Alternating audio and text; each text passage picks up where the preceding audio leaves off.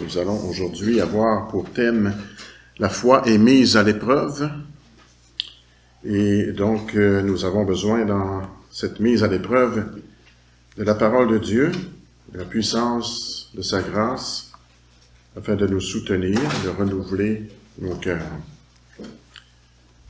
Nous aurons deux lectures. Donc, nous poursuivons notre série sur Hébreux 11, mais pour accompagner ce texte, nous retournons à la Genèse. Donc, première lecture en Genèse, chapitre 22.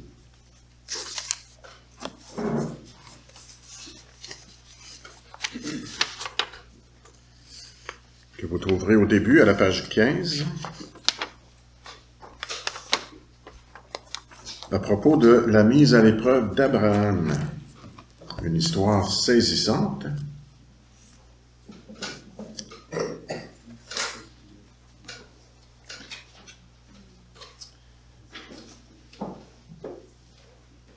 Écoutons la parole de Dieu. Je lirai Hébreux 22, les 19 premiers versets.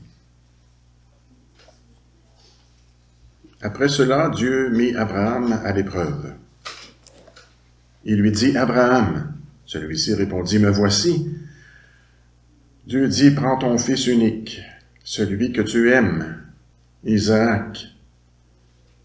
Va-t'en au pays de Moria, et là offre-le en holocauste sur l'une des montagnes que je t'indiquerai. » Abraham se leva de bon matin, sella son âne, et prit avec lui 2 serviteurs et son fils Isaac. Il fendit du bois pour l'holocauste et partit pour aller à l'endroit que Dieu lui avait indiqué. Le 3e jour, Abraham leva les yeux et vit l'endroit de loin. Il dit à ses serviteurs, « Restez ici avec l'âne, le jeune homme et moi, nous irons jusque là-bas pour adorer, et puis nous reviendrons vers vous. » Abraham prit le bois pour l'holocauste, le chargea sur son fils Isaac, et porta lui-même le feu et le couteau. Ils marchèrent tous les deux ensemble. Alors Isaac s'adressa à son père Abraham en disant, « Mon père ». Il répondit, « Me voici mon fils. » Isaac reprit, « Voici le feu et le bois, mais où se trouve l'agneau pour l'holocauste? » Abraham répondit, « Mon fils, Dieu pourvoira lui-même à l'agneau pour l'holocauste. » Et ils continuèrent à marcher tous les deux ensemble. Lorsqu'ils furent arrivés à l'endroit que Dieu lui avait indiqué, Abraham y construisit un autel et rangea le bois. Il attacha son fils Isaac et le mit sur l'autel par-dessus le bois. Puis Abraham tendit la main et prit le couteau pour égorger son fils. Alors l'ange de l'Éternel l'appela depuis le ciel et dit, « Abraham, Abraham !» Il répondit, « Me voici. » L'ange dit, « Ne porte pas la main sur l'enfant et ne lui fais rien, car je sais maintenant que tu crains Dieu et que tu ne m'as pas refusé ton fils unique. » Abraham leva les yeux et vit derrière lui un bélier retenu par les cornes dans un buisson. Il alla prendre le bélier et l'offrit en holocauste à la place de son fils. Abraham donna à cet endroit le nom de Yahvé-Yiré. C'est pourquoi l'on dit aujourd'hui à la montagne de l'Éternel, il sera pourvu. L'ange de l'Éternel appela une 2e fois Abraham depuis le ciel. Il dit, « Je le jure par moi-même, déclaration de l'Éternel, parce que tu as fait cela et que tu n'as pas refusé ton fils unique. Je te bénirai et je multiplierai ta descendance. Elle sera aussi nombreuse que les étoiles du ciel, pareille au sable qui est au bord de la mer. De plus, ta descendance possédera les villes de ses ennemis. Toutes les nations de la terre seront bénies en ta descendance parce que tu m'as obéi. » Et puis notre texte principal dans l'Épître aux Hébreux, au chapitre 11. À la page 794, Hébreux 11, je lirai les versets 17 à 19.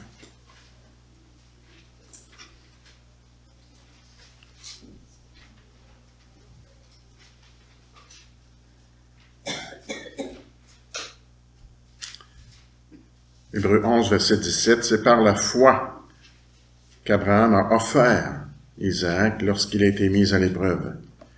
Oui, il a offert son fils unique en sacrifice, bien qu'il ait reçu les promesses et que Dieu lui ait dit, c'est par Isaac qu'une descendance te sera assurée. Il pensait que Dieu était capable même de le ressusciter des morts. C'est pourquoi il a retrouvé son fils par une sorte de résurrection. Et dans le texte original, c'est comme une parabole. Donc c'est traduit de manière quand même fidèle ici, hein, par une sorte de résurrection. Que Dieu nous bénisse par sa parole. Prions.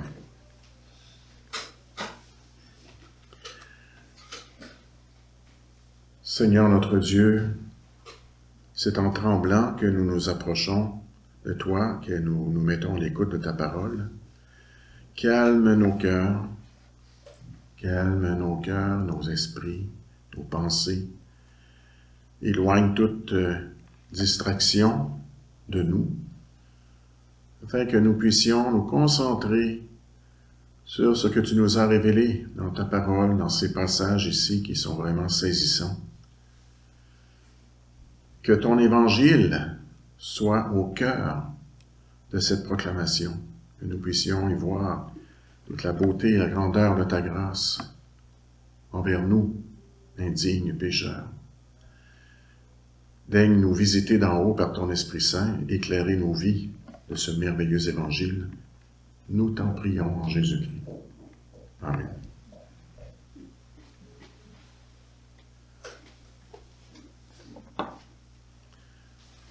Peuple bien-aimé du Seigneur, la foi en Jésus-Christ est un merveilleux cadeau de Dieu, le plus beau cadeau que nous puissions recevoir. Par la foi, nous saisissons les promesses de Dieu, promesses de pardon en Jésus-Christ, promesses de vie éternelle.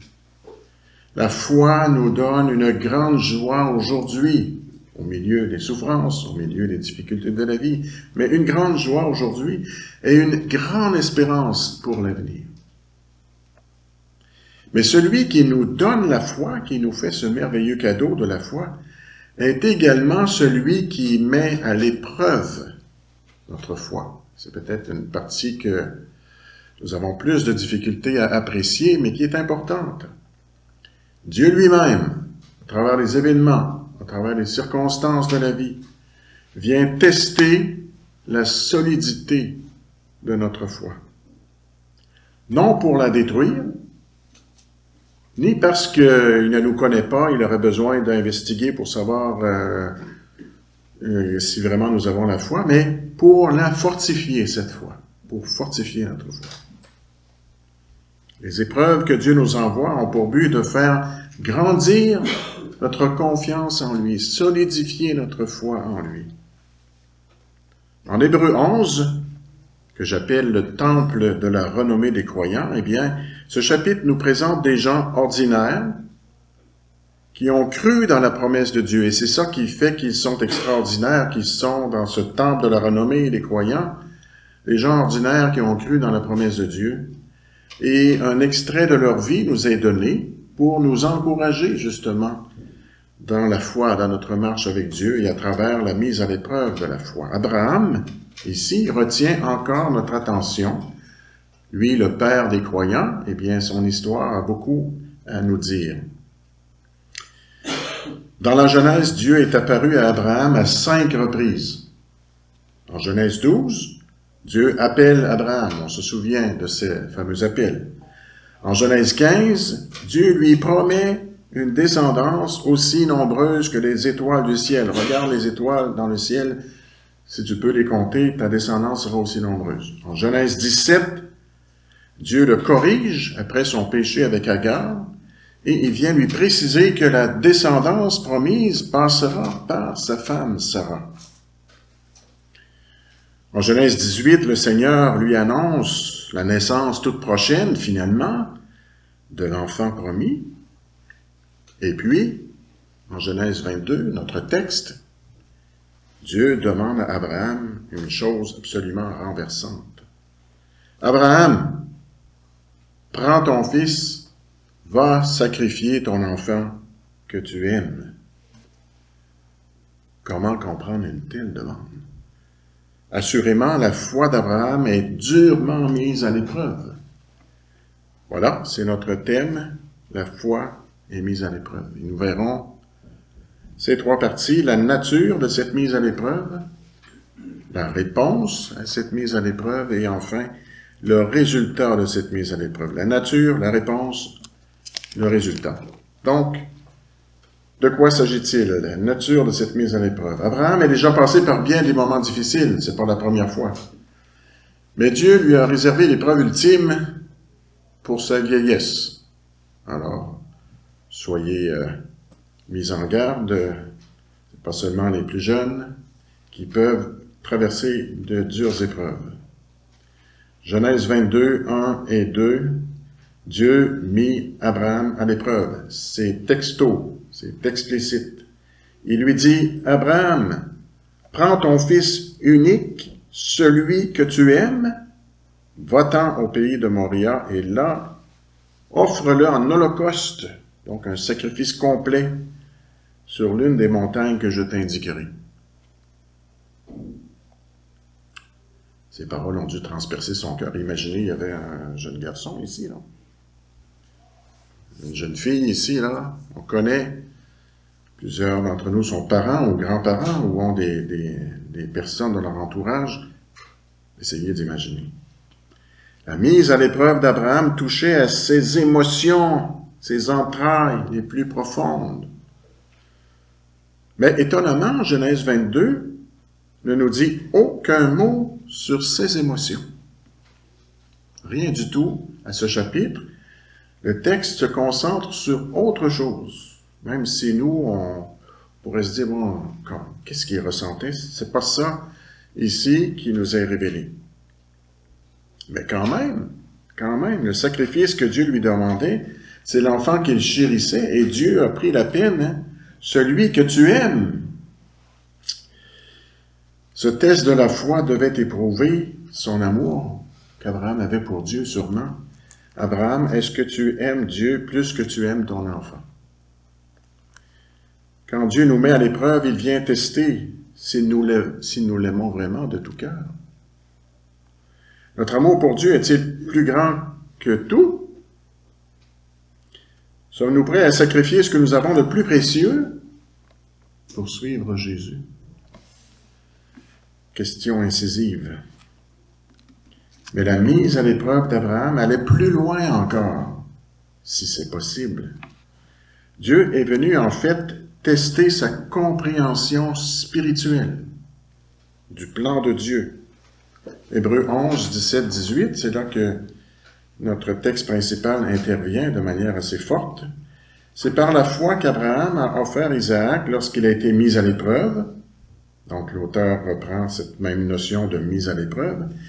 Oui, il a offert son fils unique en sacrifice, bien qu'il ait reçu les promesses et que Dieu lui ait dit, c'est par Isaac qu'une descendance te sera assurée.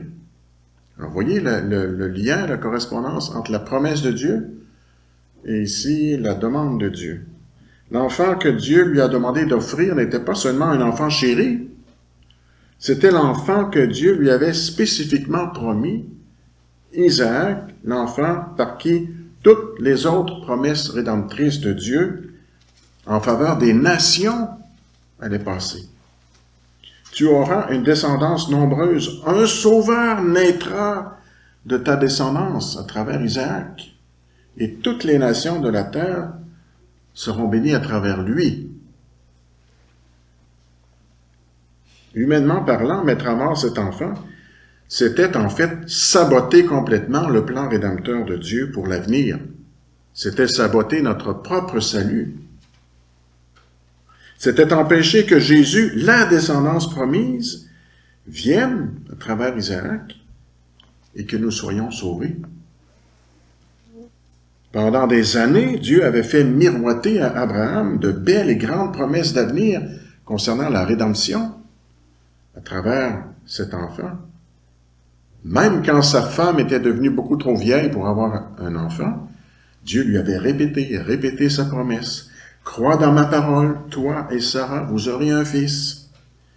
À travers sa descendance, j'enverrai un jour le Sauveur. » Dieu a tenu parole jusqu'à ce jour. Isaac est né contre toute attente. Il a grandi. Et là, enfin, Abraham peut relaxer, il peut se dire, bon, ça y est, c'est parti, le plan rédempteur de Dieu à travers lui, comme Dieu l'avait promis. Mais non. Et voilà la fameuse mise à l'épreuve. Voilà que Dieu lui demande cet ultime sacrifice. Pourquoi donc? Dieu s'est-il contredit? Dieu voulait-il vraiment anéantir sa promesse, saboter tout son plan de rédemption? Ça nous paraît insensé. Abraham avait déjà accepté de grands sacrifices, nous le savons. Dieu lui avait demandé de quitter son pays, quitter sa famille et d'aller vers le pays promis. Abraham avait répondu avec foi et obéissance, en toute sincérité. Et voilà que Dieu lui demande un sacrifice encore plus grand. Tu m'as donné ton passé, alors donne-moi aussi ton avenir. Et pas seulement ton avenir. Les rêves que tu caresses pour l'avenir, que j'ai moi-même nourris à répétition, tous les espoirs pour les nations païennes, loin de Dieu, mais qui pourront être réconciliés à travers cette promesse. Ils sont contenus dans ton fils Isaac. Offre-moi tout cela. Fais-moi confiance. Quand Dieu nous met à l'épreuve aujourd'hui, vous comprendrez bien qu'il ne s'y prend pas, il ne s'y prend plus de cette façon. Nous sommes loin avancés dans le développement du plan de rédemption de Dieu. Il ne nous demande pas, évidemment, de sacrifier nos enfants, premièrement, mais encore moins de saboter son plan rédempteur. Jésus-Christ, le Sauveur, est venu dans le monde pour notre salut. Il a tout accompli, ce dont nous avons besoin pour notre rédemption. C'est fait, c'est accompli, il est monté au ciel, plus rien ne peut l'attaquer, plus rien ne peut l'anéantir d'aucune manière. Nous avons la joie de connaître notre Sauveur, d'être unis à lui, de l'aimer, de marcher à sa suite. Alors, nos épreuves sont très différentes de celles d'Abraham. Et pourtant, Dieu teste aussi, encore, notre propre compréhension spirituelle du plan rédempteur de Dieu. Dans les moments difficiles, nous nous posons des questions. Je suis sûr que vous vous êtes posé ce genre de questions. Comment ce problème que j'ai s'harmonise-t-il avec le plan de Dieu pour ma vie? Ça semble contradictoire. Comment Dieu peut-il me demander une telle chose? Comment peut-il me faire cela? Lui qui m'a promis son amour, sa grâce, son soutien, sa présence quotidienne. Dieu nous dit en quelque sorte, « Tu m'as donné ton passé, donne-moi aussi ton avenir. » Même si tu ne comprends pas le présent, fais-moi confiance pour l'avenir. Voilà donc la nature de la mise à l'épreuve d'Abraham. Elle a touché à ses émotions paternelles, certes, mais beaucoup plus encore à sa compréhension spirituelle, sa foi dans le plan rédempteur de Dieu, dans le Sauveur à venir, a été très rudement mise à l'épreuve. Alors, comment a-t-il répondu? Quelle est la réponse à cette mise à l'épreuve? C'est notre deuxième partie. Quelle a été la réponse d'Abraham? Une réponse tellement étonnante. Abraham a obéi. Il a fait exactement comme Dieu lui a demandé, sans rouspéter, sans douter, sans broncher. La foi s'agenouille devant Dieu et accepte humblement d'obéir à ce que Dieu nous commande, même quand nous ne comprenons pas. Cette réponse d'Abraham est d'autant plus remarquable que Dieu lui a donné du temps pour répondre. Remarquez bien le développement dans le texte, là.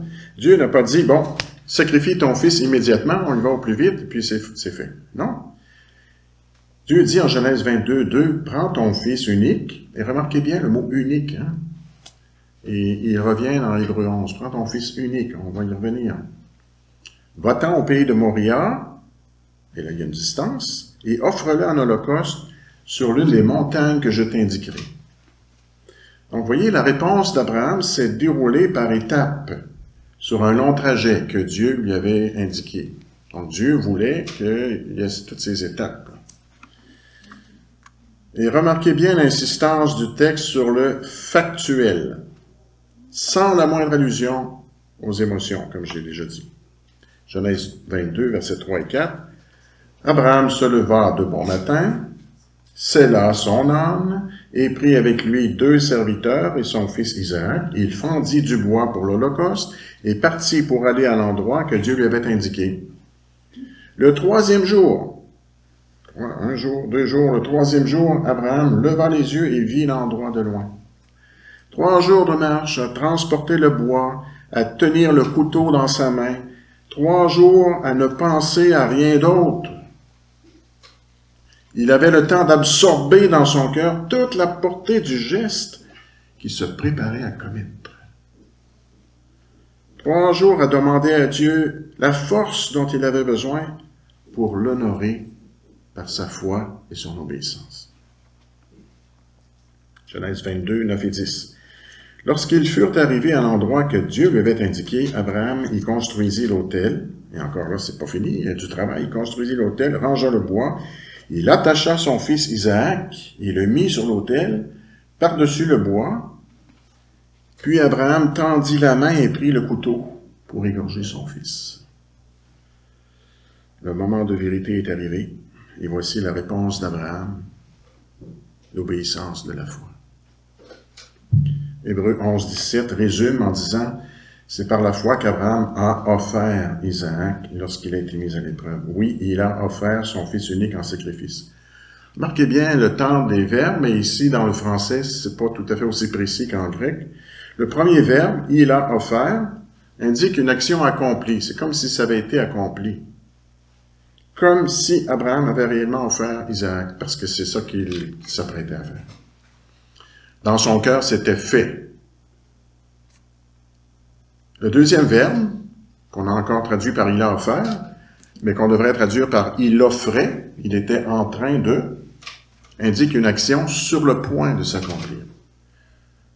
À la dernière seconde, l'ange de l'Éternel s'écrie en Genèse 22, 12, « Abraham, Abraham, ne porte pas la main sur l'enfant, ne lui fais rien. » La mise à l'épreuve a été un succès. Le test est réussi. N'allons pas plus loin. Ce que Dieu lui a demandé est presque inconcevable. D'autant plus que dans sa parole, les sacrifices d'enfants sont absolument interdits. Comment imaginer demander un plus grand sacrifice? Mais que dire de la réponse d'Abraham? Sa réponse est presque inconcevable, elle aussi. On ne peut pas imaginer une foi plus grande. C'est par la foi qu'Abraham a offert Isaac lorsqu'il a été mis à l'épreuve. Mais la foi en quoi? En quoi Abraham croyait-il exactement?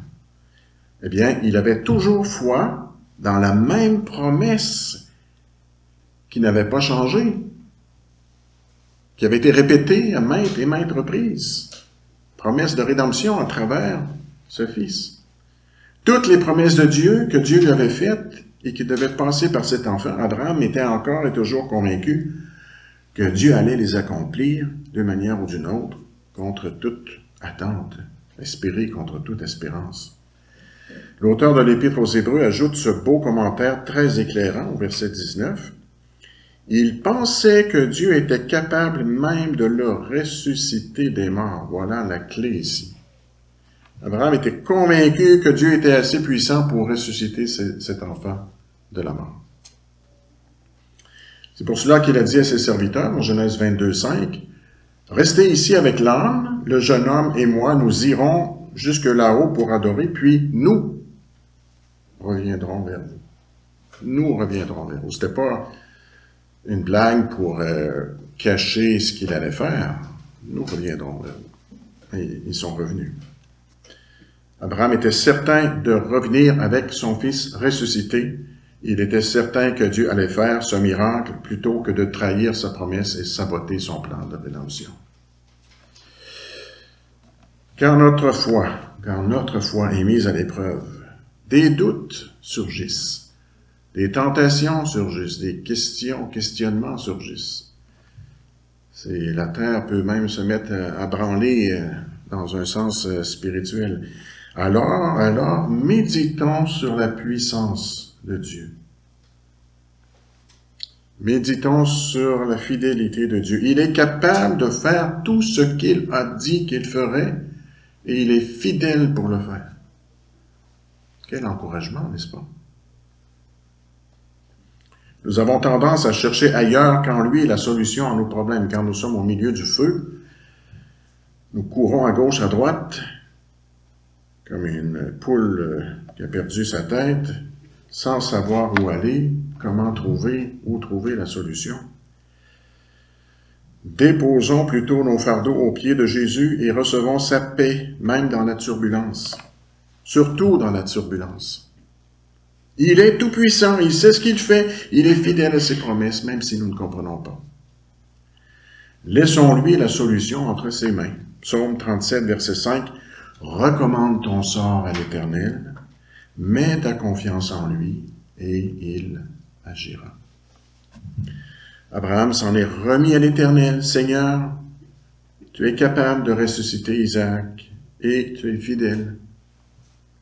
Donc, la réponse d'Abraham a rendu gloire à Dieu, et en même temps, elle nous encourage tellement. La victoire de la foi. Ceci nous amène à notre troisième et dernière partie, le résultat de cette mise à l'épreuve. Il y a un résultat, il y a un aboutissement. Demande étonnante, réponse étonnante, alors sûrement résultat étonnant.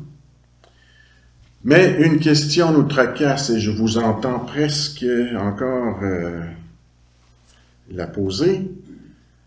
Pourquoi Dieu a-t-il demandé à Isaac de sacrifier son fils si, au fond, il ne voulait pas le tuer? Pourquoi pas un autre type de mise à l'épreuve? En Genèse 22, 12, l'ange lui a dit, « Je sais maintenant que tu crains Dieu et que tu ne m'as pas refusé ton fils unique. » Et l'ange parle au nom de Dieu, et l'ange, en quelque sorte, est Dieu, d'après ce qu'on voit par la suite. Très bien, je sais maintenant, mais est-ce que Dieu avait besoin de savoir? Il savait déjà. C'était pas pour Dieu. La mise à l'épreuve n'est pas pour Dieu. La mise à l'épreuve ici, elle était pour Abraham. La mise à l'épreuve de notre foi, elle est pour nous. Dieu n'avait pas besoin de savoir ce qu'il y avait dans le cœur d'Abraham. Abraham avait besoin de savoir et de découvrir son propre cœur. Ou plus exactement, il avait besoin de voir l'œuvre de la grâce que Dieu était en train d'accomplir dans son cœur. C'est Abraham qui avait besoin de ça. Donc l'ange lui dit, « Je sais maintenant que tu crains Dieu, et en quelque sorte, c'est un miroir qu'il lui présente.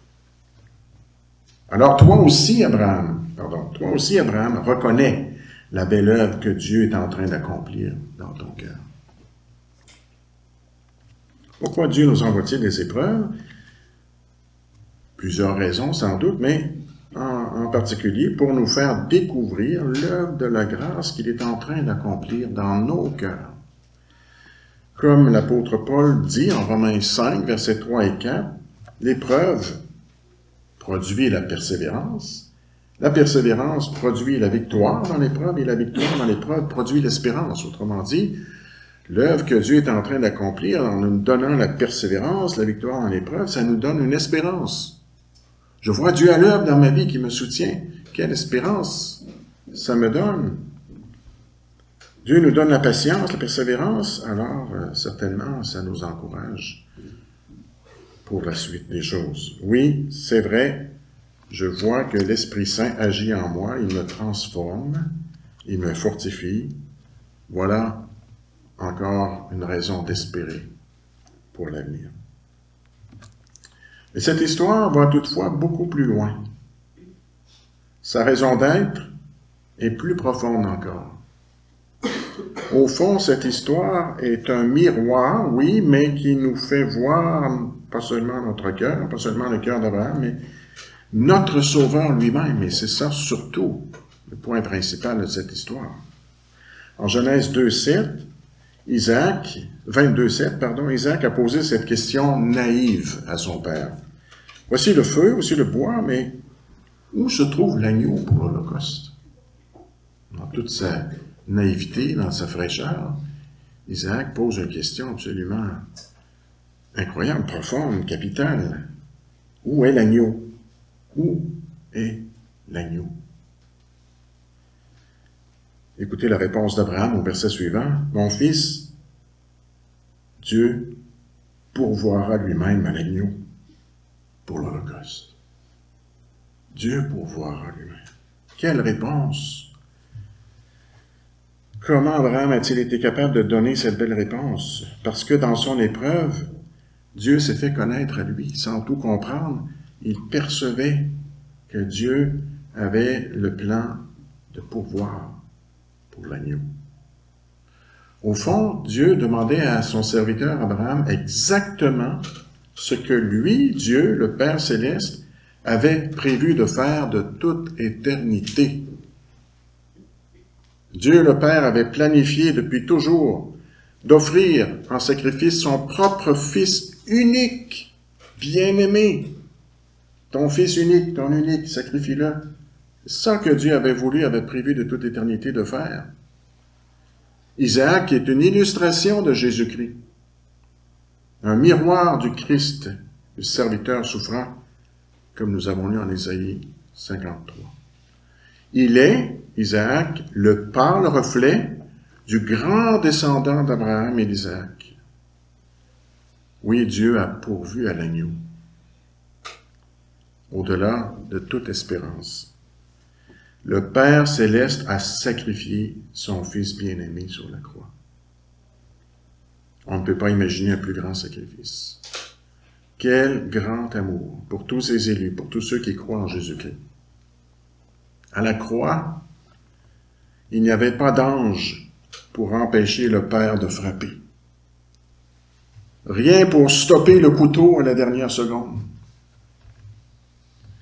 Jésus a reçu la violente et mortelle punition que nous méritions, que je méritais. Le résultat de la mise à l'épreuve d'Abraham est vraiment étonnant. Abraham a fait la découverte, à travers son expérience, de ce que Dieu lui-même, le Père, avait dans son cœur depuis toute éternité, par amour pour nous, par amour pour nous. Où est l'agneau? Dieu pourvoira. Oui, Dieu a pourvu. Jean-Baptiste l'a vu, il a compris. Jean 1, 29. Voici l'agneau de Dieu qui ôte le péché du monde. Dans l'épreuve, Abraham a découvert la fidélité de Dieu. Hébreux 11, 19. C'est pourquoi il a retrouvé son fils. Il y a là un symbole de résurrection. Isaac était comme mort et Dieu l'a redonné à Abraham comme s'il était ressuscité. Encore un miroir. Dieu est vraiment fidèle. Pourquoi a-t-il mis Abraham à la preuve? Pour lui confirmer sa promesse. Le miroir de la résurrection du Christ aussi est là. Et voici que l'ange en rajoute.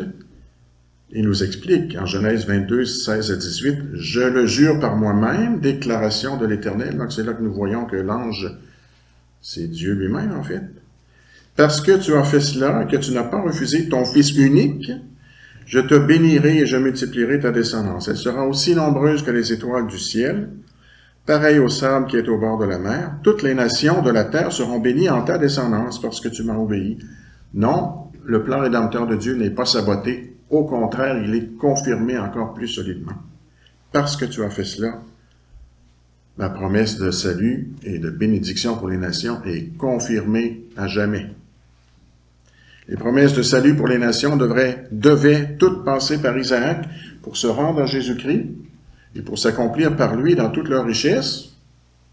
Et nous faisons partie de ces nations qui reçoivent ces bénédictions. Donc, c'est jusqu'à nous que ça rejaillit tout cela. Nous qui croyons en Jésus-Christ, nous en goûtons toute la saveur. Encore plus qu'Abraham, nous avons une richesse encore plus grande. Nous n'avons pas seulement le symbole, nous avons la réalité. Le Fils de Dieu est réellement venu sur terre. L'agneau de Dieu est réellement mort pour expier nos péchés. Il est réellement ressuscité par la puissance de Dieu. Oui, Dieu est fidèle à sa promesse. Romains 8, 32. Lui qui n'a pas épargné son propre Fils, lui le Père, n'a pas épargné son propre Fils, mais l'a donné pour nous tous. Comment ne nous accorderait-il pas aussi tout avec lui par grâce? Très souvent, nous mettons l'accent sur l'amour de Jésus pour nous qui s'est donné pour nous. C'est parfaitement vrai. N'oublions pas le Père qui n'a pas épargné son propre Fils, comme Abraham. N'oublions pas l'amour du Père en donnant son Fils en sacrifice. Ayant dit tout cela, il ne nous épargne pas non plus des épreuves. Vous le savez, nous le savons.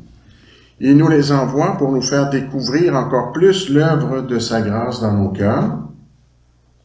Le feu de l'épreuve purifie notre foi. Nous connaissons les promesses de Dieu. Nous les avons déjà entendues. Il nous faut toutefois des épreuves pour que ces promesses deviennent encore plus précieuses à nos cœurs. C'est dans le feu que nous découvrons toute leur richesse. Il nous les envoie pour nous faire découvrir son amour paternel encore plus, sa fidélité indéfectible encore davantage, sa toute-puissance en Jésus-Christ et par son Esprit Saint.